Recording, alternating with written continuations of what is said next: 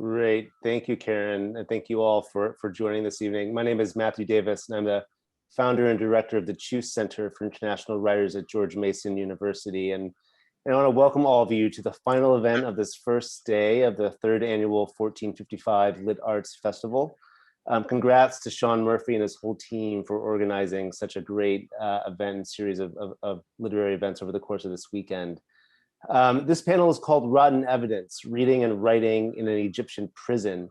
And instead of it being a typical panel, I'll simply be having a conversation with my friend, the wonderful AhmedNaji, who wrote about his experiences in prison recently for The Believer magazine in a piece that you must check out. And there's a hyperlink to that article in the description of our panel on the website. And I really want to encourage all of you to read it.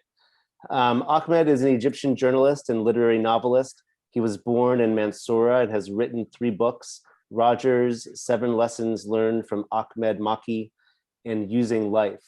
He is currently a fellow at the City of Asylum program at the Black Mountain Institute at UNLV. And Ahmed, I want to welcome you and hello. Hello, and thank you for having me, Matthew, and thanks, Sean, and all his colleagues for organizing such an amazing festival. And we hope next year to be able, all of us, to meet in person in Manchester. Yeah, I agree. That would be wonderful. So we're going to talk a little bit about the piece you wrote in The Believer and more about your experiences in prison and how that sort of shaped you as a reader and writer. And before we get into that, I want to talk a little bit about context. And so my first sort of question to you is, can you explain to the audience, why you were arrested and how you came to land in prison in 2016? Yeah. So first, before going into the story, I want just to clarify that the piece that was published at Believer is an excerpt from my book, Written Evidence. It was published in Arabic last year. No, the year that's last year. And this was a translation of an excerpt by from it, translated by Catherine Halls. And now we are in process for looking for editor and publishing and publisher for the whole book. My story is going back to 2014. I was a writer from Egypt, living in Egypt. I was working as a journalist and do other crazy stuff. And I published my second novel, Using Life, and it was published in 2014. And what happened that after the novel was published, and another expert of it, like this Believer one, was published in Literature News, and someone read it and he suffered from like blood pressure and heart attack and stuff like that, and he accusing me of disturbing public morality. The case went on. It was a crazy days. It was the first case we have in the history of the Egyptian justice system. Usually, even if they arrested you, like the law that they were like judging me or like prosecuting me, because we have this law that against pornography. And even like when they arrest someone distributing pornography, uh, they will make him pay the fine. They will fine him. So all over the history, none never ever been to the prison because of this law. So we thought like the worst scenario that they will fine me. The first court found me not guilty. The attorney general appealed on this rule, so we went to the court again, and this time the court sentenced me for 2 years. I entered the Egyptian prison in February 2016, and I went out by the end of the same year, December 2016, after the High Appeal Court accepted our appeal. After being out of the prison, the situation was really dangerous. The whole country was entering a new phase under the military rule by our lovely dictator, Fattah al-Sisi. And for me, it was impossible to continue living or working. So I ended up trying to leave the country. My wife back then was doing her master's degree at Syracuse University. I tried to join her, but like it took me like a year and a half to be able to leave the country because they banned me from traveling. So finally, I was able to arrive here in the United States exactly on August 2018. We lived in DC where my wife was working for a couple of months. Then Black Mountain Institute at UNLV here in Las Vegas, they offer me this fellowship for writer and artist at risk. And that's why I'm speaking to you from the warm Las Vegas. Great. So much to unpack there. And I think one of the questions that I want to ask you is a little bit about the time of this and the timing of this. And so your book came out in 2014, and you were imprisoned in 2016, as you said, when there was a lot going on in Egypt. And so this was just after the Arab Spring in 2011, when Mubarak had been deposed, and there was a lot of hope of freedom of expression, of writers, journalists, artists having the opportunity to fully embrace freedom of expression. But because of that, there was kind of a conservative backlash to that. And so I wonder if you can explain a little bit of the history of how Egyptian writers and artists have been able to express themselves over the years up until the present day. So we don't have an official censorship in Las Vegas and in Egypt. We only have a censorship on publishing books for a small period in 60s. But this was lifted in 70s, and since then, and even after 60, we didn't have like official censorship. In Egypt, in different way, that's similar to the situation in America back. It worked. What happened usually is that you are free to publish whatever you want, what you want. But then after publishing it, if anyone found anything in this book that's disturbing public morality or against religion or whatever, he can take the book and go to the prosecutors, attorney general, and say, well, I found sex in this book, or I found blasphemy, or something against the regime and the state, and so on. So it becomes a prosecutor job to identify what is dangerous in society in the book and to make the case.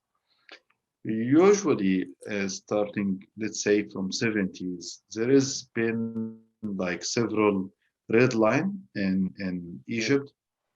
Usually, the first red line is religion, and not religion. You are free to speak about religion, but don't come close to religion missiology, which is like always where is the dangerous of like talking and speaking about missiology. So don't come close to that. The other red line will be political, like critiquing the hardcore of the regime. Like if you are just saying, well, the government is bad, the government doesn't respect us, the government is violating the human rights, well, that was okay. Okay, but like if you are getting close to the head of the regime, so then you are crossing the red line.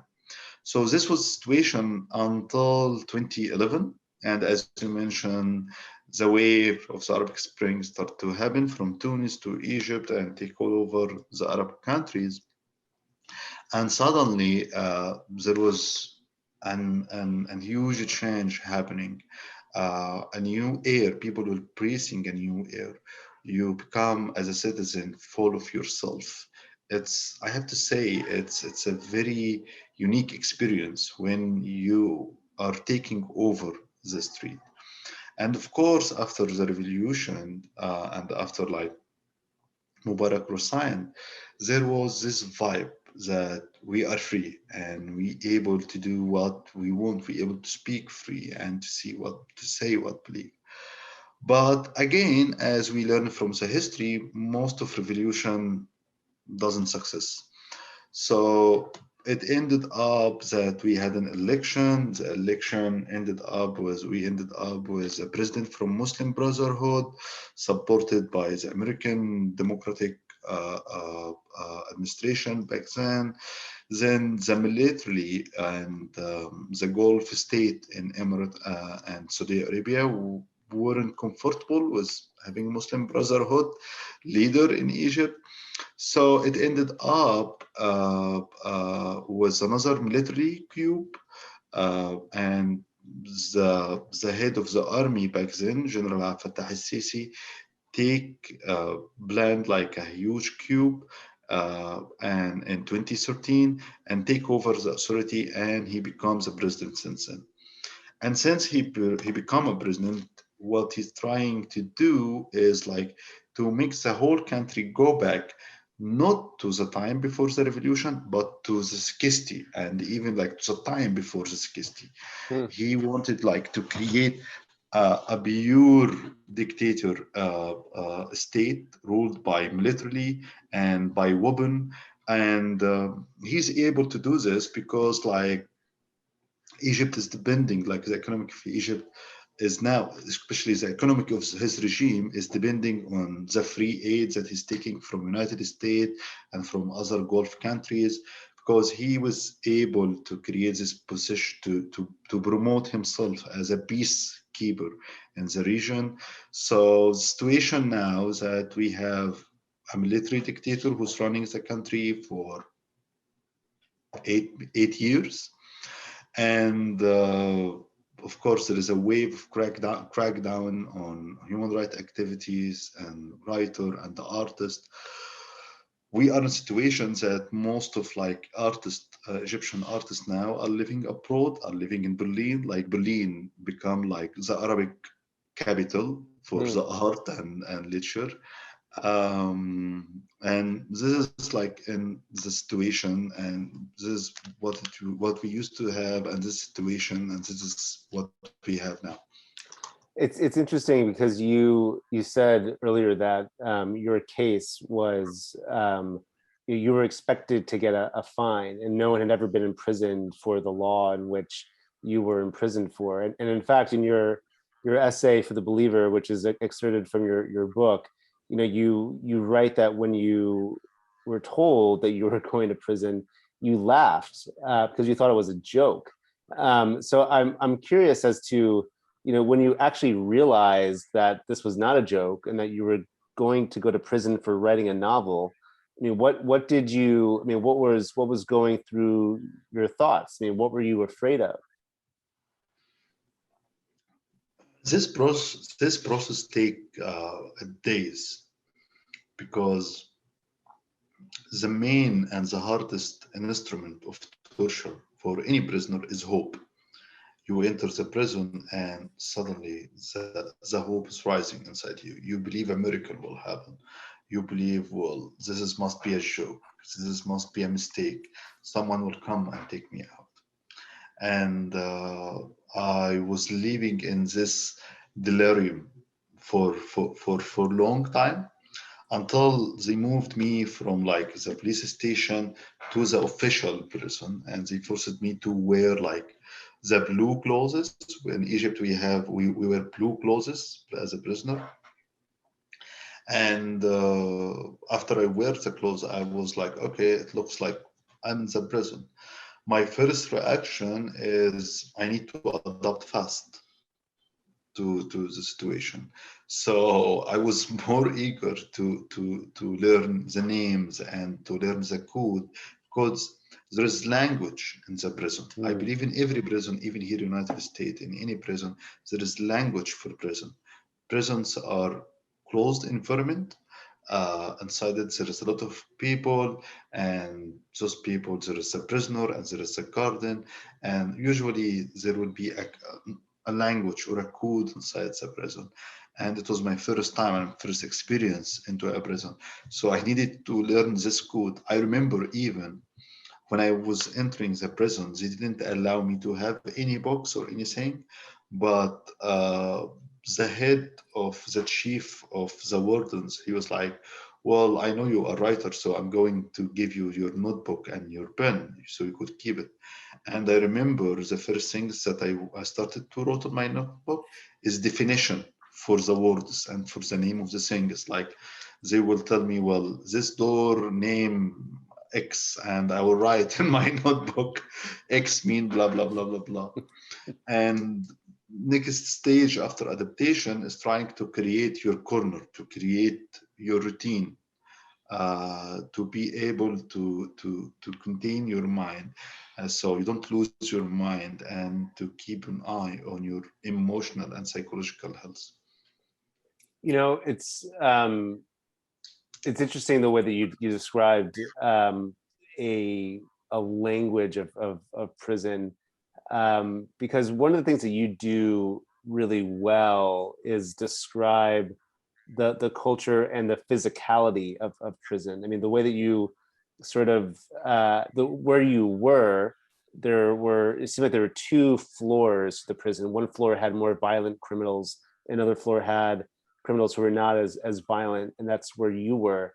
But Yeah, it was a very crowded room, a very crowded cell, and I can only imagine. I mean, as a writer, you know, we value nothing more than that quiet space to sort of think and write. But you were always with dozens of prisoners and inmates. I mean, how did that impact you? How were you able to sort of find moments of privacy?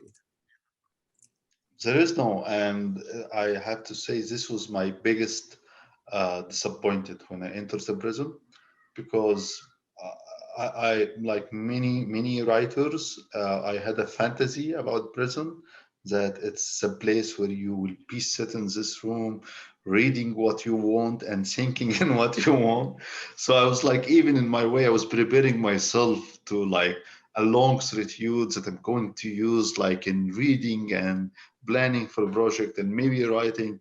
And suddenly I entered my cell and I found it was a big cell, but not that big. And I found that I have to live in this cell with more than 60 people. And of course, in the beginning, I was very worried about that. They also were very afraid because they didn't know my case, but like they know that there is a writer who's coming because of his writing. And as I was telling you, usually when this happens, that's meaning that the writer has been accusing of blasphemy, or he wrote something against Islam or against religion. So I didn't want them to think on me about like that. They think that I was in the prison because I wrote some blasphemy or against religion. So I remember the first things that I did when I entered my cell was I prayed al-Asr with them. Interesting. And for the first week, I was praying also prayer with them. I even ended up to give, uh, uh, I don't know what is the name of English. Like we have the Friday, which is like equal for Sunday, and the Friday prayer, there is usually an imam or sheikh giving a speech.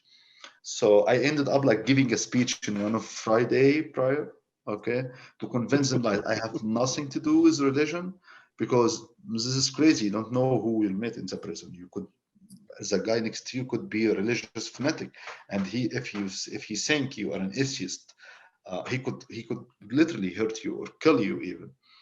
So the first thing is like trying.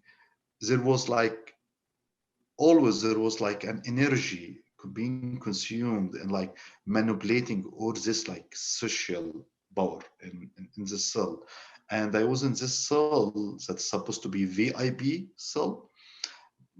So it was basically full of like ex-army general, corrupted police officer, corrupted judges, uh, businessmen, millionaire and billionaire. And of course, every one of them is full of ego and has his influence in the prison. So you have to manage all of this. And you are in crisis, like you are in crisis inside yourself. And you start to sophisticate it. You start like some days will pass and you are just you stay like for 2 or 3 days and just like waiting when the water will come on the tube because you need to wash your face, for example. So yeah, there was an energy consume, and it was hard to manage the social anxiety. But also I was lucky because I met some people and some colleague and enemy who helped me to go through this hard time, even like in small levels. Like as I was telling you, I wasn't allowed to have books in the first months or the first 2 months. So the other prisoner will get me books. I will borrow books from them, even like if I wanted a book from outside, they will ask the relative to bring it in their next visit. So this small act of humanity and kindness is maybe the only good thing that I get out of the prison. And it shaped also my writing in this piece and in the whole book. Because usually when writer write about prisons, my experience after being in the prison, I found it unrespectful way. Like usually you will have a writer, he will enter the prison, and in the prison he will meet this guy and he will meet this criminal and he will meet blah blah blah.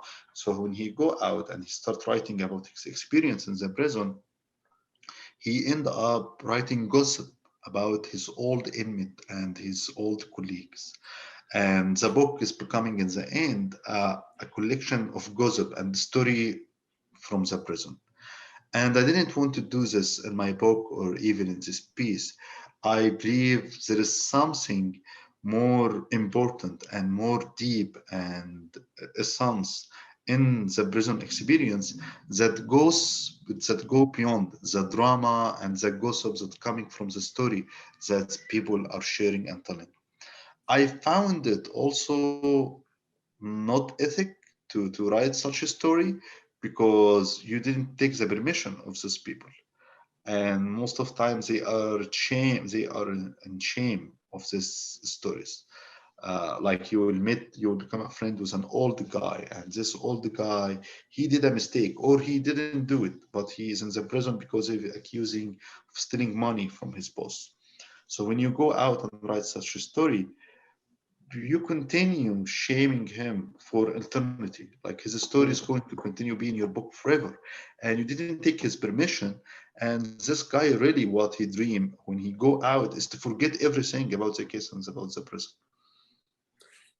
Um, you said so many interesting things, and I want to follow up on several of them. But I'm curious because you've brought this up, and what was I mean, what are the things that struck me about your prison experiences? And you talk a lot about, in some ways, you met the average reader because people were reading books all the time. And Yeah. you also talk a little bit about how everyone wanted to tell you their story, and you should, well, Ahmed, you should write about this, put this on TV, and this will make a great series. And I'm kind of curious as to, before you entered prison, what did you think about, the role of writers in literature and storytelling in society, before you entered prison, and then when you left prison? Was there a difference in how you began to think about it? I didn't think on any role before entering the prison. Okay. I was like, I really like I even wasn't seeing myself as a writer back then. I was yeah, I was writing and I was writing since I was a kid. Since I was like 10 or 11 years old, I'm always writing. But since I become teenage, I was aware that this kind of writing that I'm writing, I can't share most of it, and it's not part of it's not part of like the current Egyptian literature scene. So I was looking to myself as a gamer, a player in the literature. I would write and I would participate because I was working as a journalist and lecture news. So for more than 10 years, I worked as a culture journalist. I was only writing about literature and contemporary art scene. Uh, but I didn't see myself as a writer. I didn't see myself as any application to writing and storytelling. All of this happened while I was in the prison. It was while I was in the prison that I rediscovered myself as a writer and start for the first time to identify myself as a writer. And since then, I decided to take it more seriously and coming more and more focused on shaping and understanding what is my role and what I'm trying to achieve through my writing and doing. I mean, and I in the essay and in the book, I'm sure the character of the rhinoceros plays a big role in that. So maybe, without giving too much away, or maybe giving it all away if you want, I think our listeners would really enjoy hearing, about who the rhinoceros was and how he really impacted what you're just describing about how you view yourself as a writer. Well, yeah. So basically, this was after like being in the prison for 8 or 9 months. And as the time goes by, the hope start to fade away. And you start to question why you are here. Some nights you will stay all the night thinking, is it worth it? Why did I wrote this? Why did I publish it? Uh, you lost and you are here in the prison because of some couple of sentence. So you start to question why I'm doing this. And even like other colleague and other enemy and myself will come and like we will be speaking and they're like, okay, Mr. Ahmed, so if you went out of the prison, are you going to continue again? And back at the time while I was in prison, I wasn't sure. I wasn't sure, but in the same time, I was writing as usual because for me, like writing is something you do. So I was writing, but I wasn't sure, and I start to question like sometimes you would be like, okay, if I want out of this prison, I'm not going to publish. I'm going to continue writing because I love writing. I'm not going to publish. I will only focus on making money and becoming rich and not care about all this shit. And sometimes but this is very boring, like you spend your next 20 years just working and making money. This is so dull, and like to make money that's mean you would become friends with the boring and dull people. And because I was sitting around them, like I was in the cell with millionaire and milliardaire, and some of them will approach me. They were like, okay, if you want out even before me, just go to my company and I want to hire you. I want to have someone with you. One of those guys who's like a giant millionaire who's like invest millions, hundreds of millions from China. He was like, I would love to send you to China to run my office there. And I was like, this is very boring and very dull. And even with all this money. Until one day, the Rhinoceros was one of this corrupted millionaire. The government was accusing him of stealing $400 million. He was saying, no, it's just like $200 million. And now you jailed me, so I'm not going to give you your money back. And he was famous like as one of the schemer in like Forex, something like the stock market Right. virtually, the internet. It's even like worse than cryptocurrency. Like cryptocurrency is more and more legit than this shit. But anyway, they arrested his father first, and then they arrested him. And his father was very old guy, like in his 80s. And this guy, Rhinoceros, he took his name because he never showed any feeling. Like seriously, one day his father had a heart attack. He was going to die. Everyone was trying to help, and he was standing away, smoking, finishing his cigarette. So one day I woke up at night. I was reading actually. I woke up at night. I went to the the toilet, the bathroom, and I entered it, and it was 2 a.m. at night, and I found the insurance crying in the corner, and I was shocked. Like the insurance is crying, so I came close to him. I asked him, "How are you? What you feeling? Is something wrong happening?" He's like, "Oh, no, no, no, I'm totally fine. I'm totally fine." So why are you crying? What's wrong? And he was like, well, have you read this novel called In My Heart, a Hebrew Girl? I was like, no, man, I will not read it even. Should I read it? I will not read it. So I was like, no, you you have to read it. It's so emotional. It squeezed my heart. Like I had to leave. I had to leave the novel in my bed and to come here because when I look to the novel cover, I remember some sentence and I start to cry again. So of course I was amazed. The novel that he was talking about, basically, it's a very romantic kitsch novel that is basically written for like teenage girls, and it's romantic mix, like it's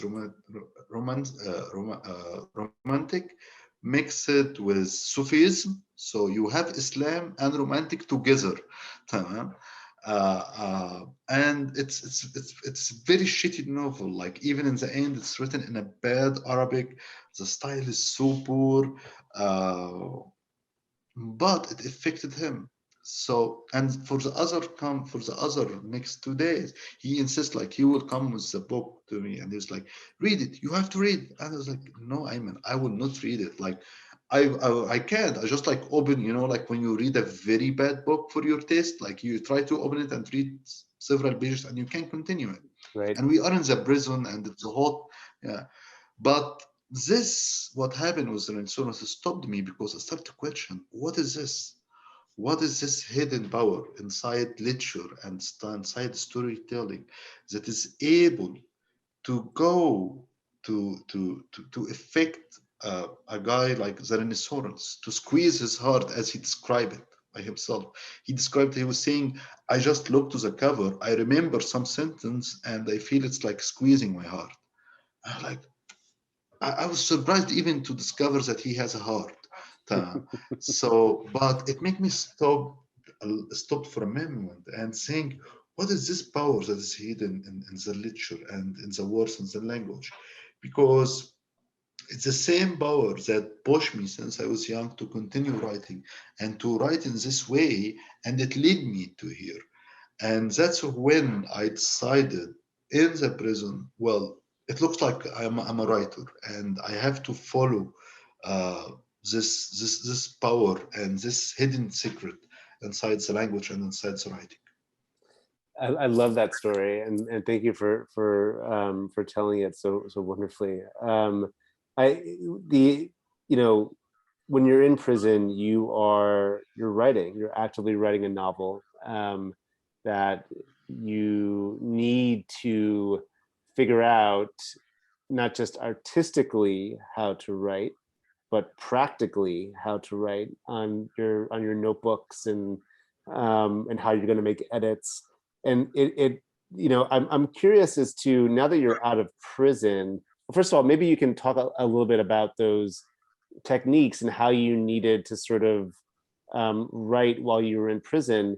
And I wonder what your thinking is now that you're out of prison about about if that made you a better writer, or if you have taken anything from the way that you wrote when you were a prisoner to now that you're not.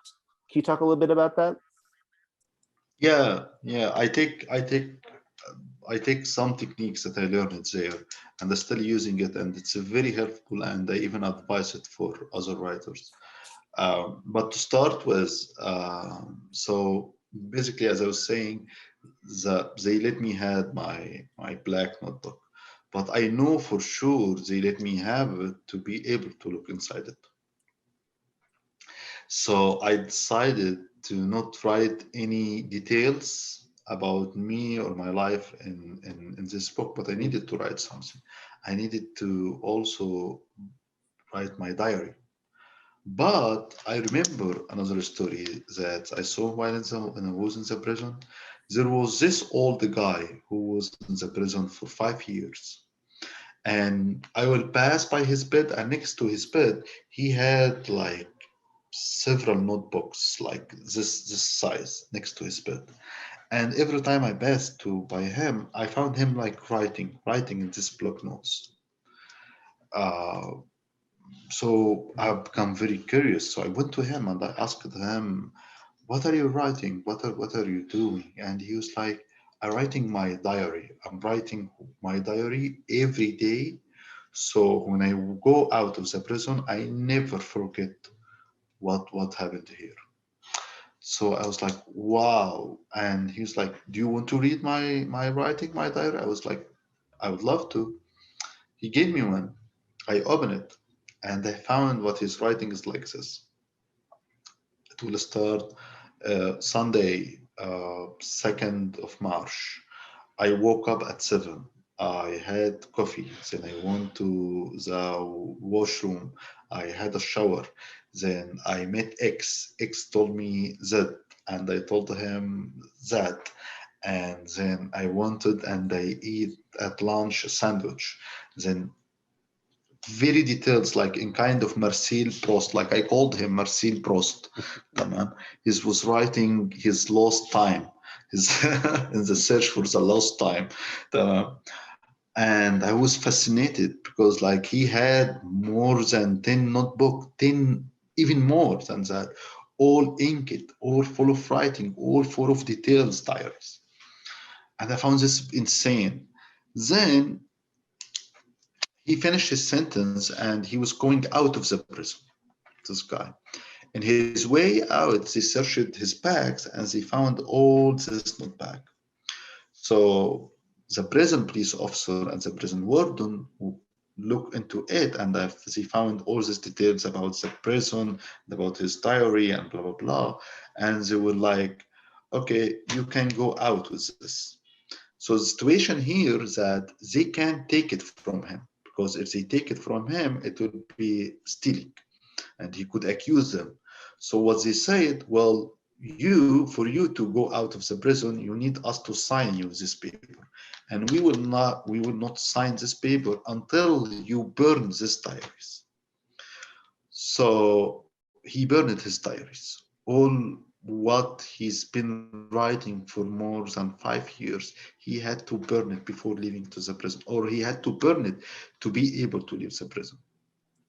So of course, when this happened maybe in my second month in the prison, and it put me in a panic mood about like, well, I'm not going to write anything here because I don't feel safe. But then you can't stop the urge.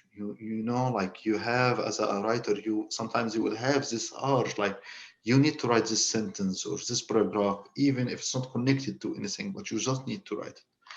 And then there was this idea of the new novel that came to my mind, and I started working on it, developing it, and suddenly I was like, well, I need to write it. So my plan is that I rented a human safe.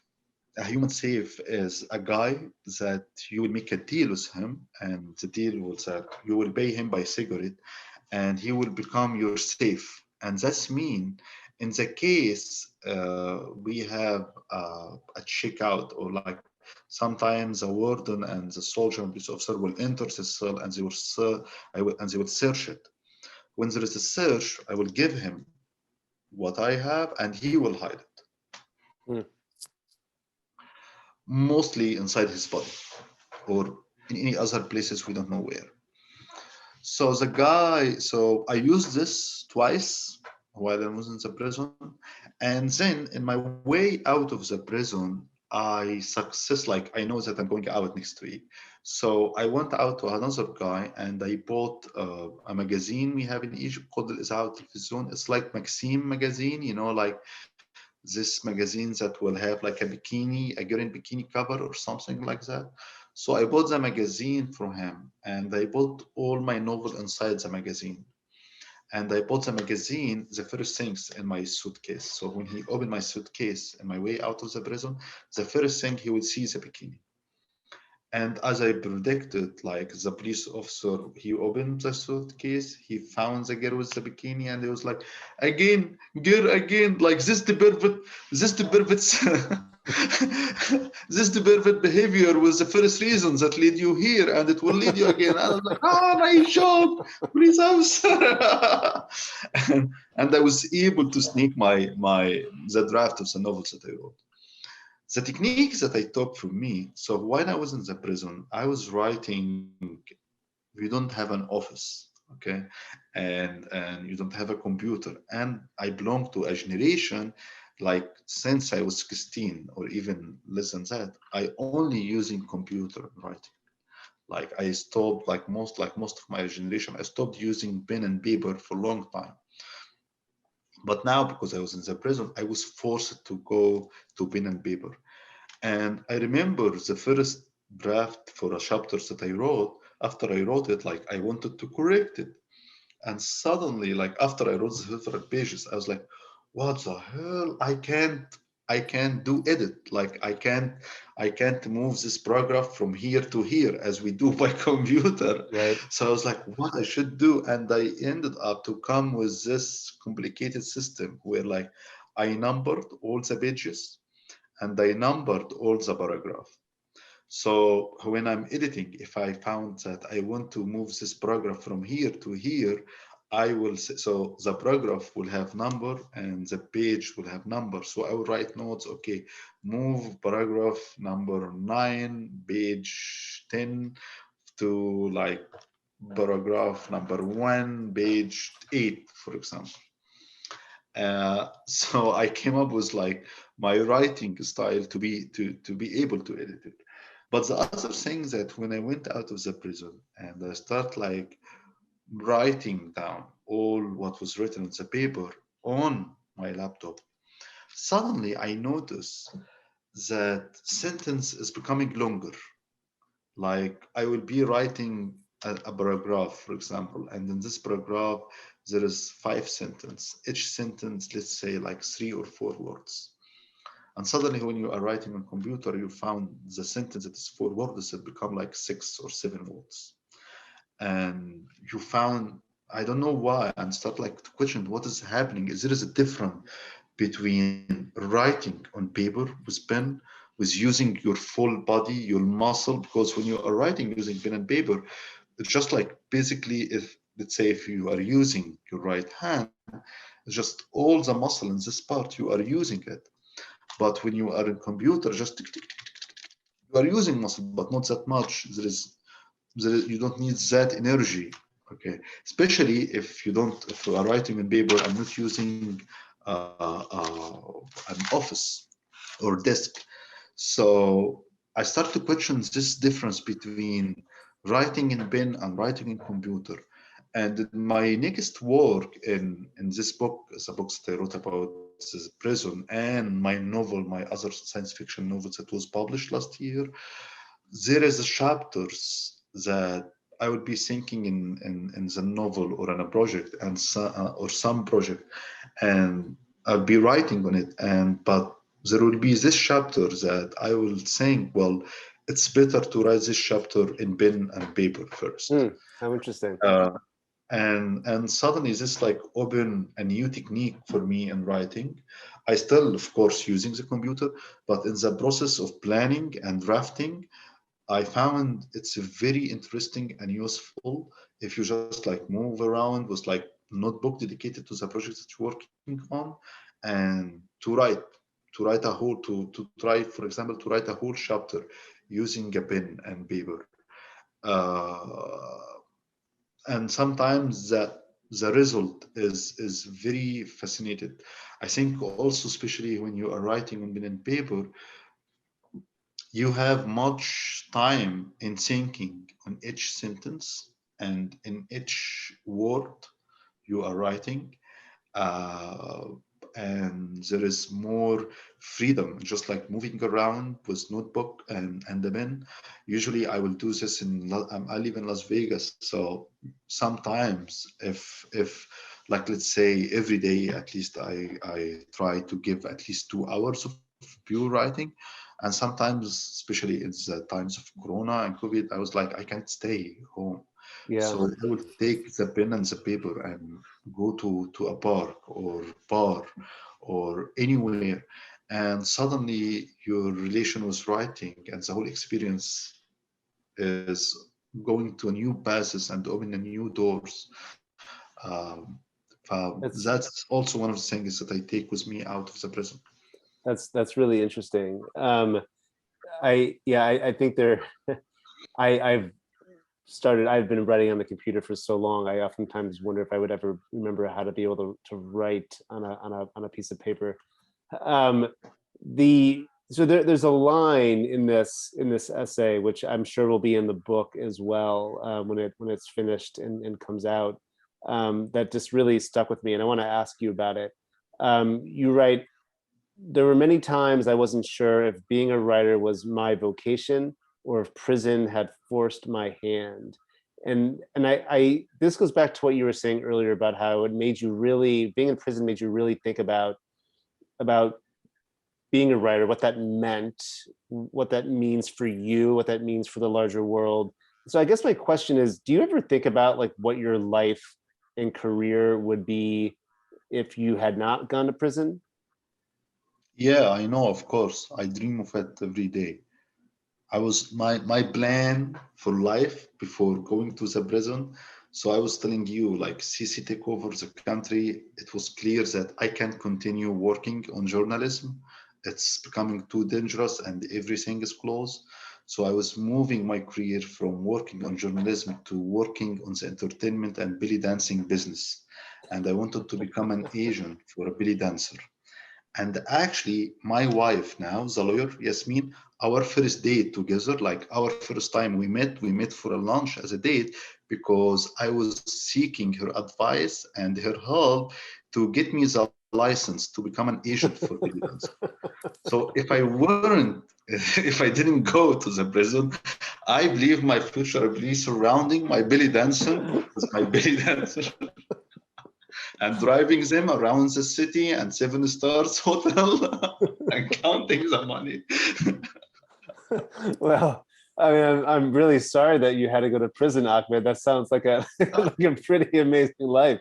Um, on a maybe more serious note, when you were in prison, I know that you learned that your case was sort of becoming a literary cause for writers and organizations across the world. And I wonder what your reaction to that was when you were in prison. I mean, were you like, why are they wasting their time on me? Like, did you feel supported? Was it something that you felt responsible for? I mean, what were some of your reactions to that?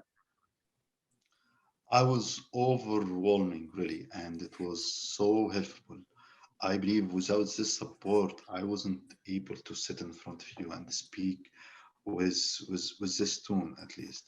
Uh, and I think this kind of solidarity is more important than we think. For us people, it's very weird actually, because for people who are outside of the prison, sometimes you will ask them to sign a petition or do a retweet, and they're like, oh, but this will not change anything, this will not get him out. No, it's not only about getting him out, it's about him feels that he's being remembered, that what he did wasn't waste away.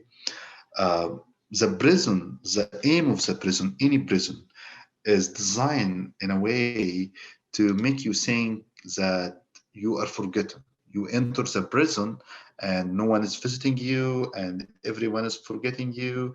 So you think, well, they forget me, I'm forgotten now.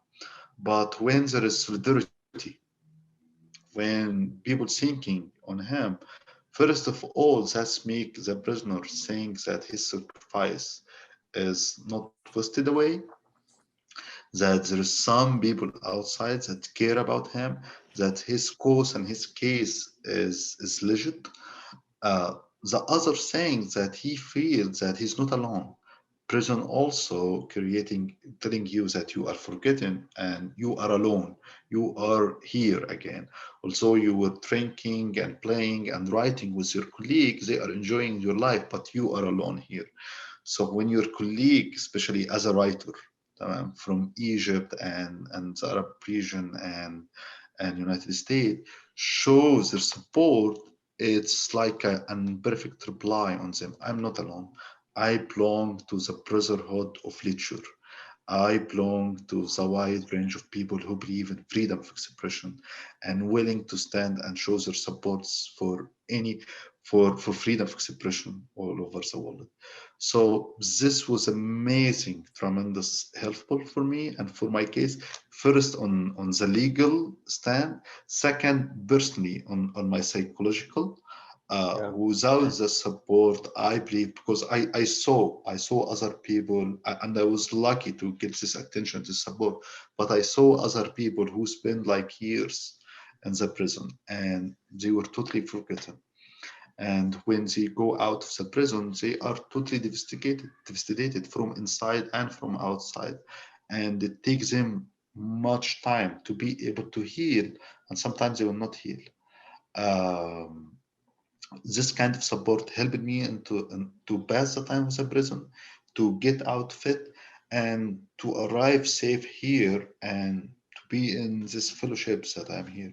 So I have, I'm in doubt. I'm dead for everyone who supported me and who's standing with the freedom of expression, especially organization started from BIN International and BIN America, who are very helpful and amazing organization working on freedom of expression in United States and outside of United States. Yeah, I really want to echo that. There are a lot of organizations, not a lot, but several in the United States and abroad that do focus on that. PEN America is a great one. And for those of you that are listening and want to learn more about them, you should definitely look them up and see how you can support them, because they do amazing work with writers both in the US and overseas, as Ahmed said. Ahmed, you earlier tonight, you said that you were sort of comparing political prison writers and sort of how they take stories from other prisoners, and how you didn't want to do that and sort of engage in kind of prison gossip, and that there was something more deep in the prison experience. And I wonder if you can, you might not be able to, but if you can just sort of put your finger on what that is. What for you was deeper about the prison experience, or more profound than what you maybe have seen from other political prison writers? Can you identify it? I think was the biggest difference in situation. Usually, writers, I believe in Egypt and most of the world, when they go to prison, it's because their political opinion or their political activities, which of course is important uh, and which is of course is very important, but it was totally different situation from my situation. Usually, when a writer go to the prison because of something political, that's mean you are part of a political party or a political organization or a political group. So when they arrest you and they arrest your group. Hmm. So you are not alone in the prison. Usually you are surrounded by people who you share with them some ideas or some ideology. If not, you are in the prison because you are in battle with the authority. So writer who will usually go to the prison because of political reason and write about their experience, they write about it as it's part of big battle against the authority and against the regime. And that's why such writing is full of confidence and full of strong narrative. It's like Nelson Mandela, for example, writing about his days in the prison. Like this guy was in the prison for more than 15 years, but he still has the same confidence and his same belief that we will win. We are here in the prison, but we are not in the prison. We are in the battlefield. تمام. Mm. And the battlefield was the street when we're demonstration, we're outside, and the prison also is a battlefield. And this was kind of writing that I grew up reading about, like diaries and books that was written by writer who went to the prison. So when I entered the prison, I found I was in total different situation. I wasn't there because of my political opinion. Like as a writer from Egypt, I grew up and I know there is a time that I was going to the prison. And when the case started, everyone, even me and my colleague, we thought this is happening because my political writing. Mm. Okay. And we even tried to reach like to the national security and to the people who's running the country. And like, is this because of my political opinion? Is this because something I said against Saudi Arabia, something that I said against the army? And they were like, no, we are not related to this. So in my case, I ended up not in political case, but in a case about the prison, I found myself in a prison not surrounded by other political activists or other writer, but surrounded by corrupted army officer and police officer, the most people that I hate, even outside of the prison. So I was in the prison, I entered the prison to find myself surrounding myself. So suddenly I was like, well, it looked like all these prison lectures that I read before will not, it's not going to help me here. And it's like my experience is totally different. I remember even one time, like, when I was in the prison, my lawyer will try to get me out. So they will raise case after case. And sometimes they will take me out of the prison to the court. So the judge will see me and decide my future. And in such situation, all my friends and the other writer will come to attend it in the court and to show their support and solidarity. And I remember one day, Mr. Sunal Ibrahim, an Egyptian and amazing Arabic writer, who was in the prison in 60s. Uh, he came close to where I stand, and he gave me, like, he had a pen like this. Then, okay, I can't. Then he opened it, okay, and he gave me this, like he squeezed it and he gave it to me, and he was like, hide it, so you can use it to write when you are back to your soul. And I looked to him and I was like, why I have to do this? Well, because he was in the prison 60 as a political prisoner. And he was like, because you need something to write, so use it. So it's easy to hide, so the guard will not find it, and you are able to write. And I was like, okay, Mr. Allah, thank you, but I pay money for the guard to bring me the pens that I need. I'm in corrupted prison, surrounded by corrupted people. Like we had a prisoner who once time prepped the prisoner to get a sushi from outside. Okay. That does sound like VIP prison. It sounds like prison from The Godfather or something. But well, thank you, Ahmed. We're just about out of time, and I think we'll sort of wrap up on that note. But I want to thank you for joining us, and I want to thank all of you for attending tonight and listening to our conversation. I want to encourage everyone to check out Ahmed's piece in The Believer, and I'm very much looking forward to when this book is fully translated into English and finds a publisher and a home that we can all read the entire book. And yes, and so thank you to Sean and 1455 Lit Arts. And with that, I will turn it back over to the host of this event. And Ahmed, any final words? Thank you for having me, and thank is my. I wish we were able to go with the conversation with the audience, but thank you really for having me and for giving me such an opportunity, and hope to see you next year.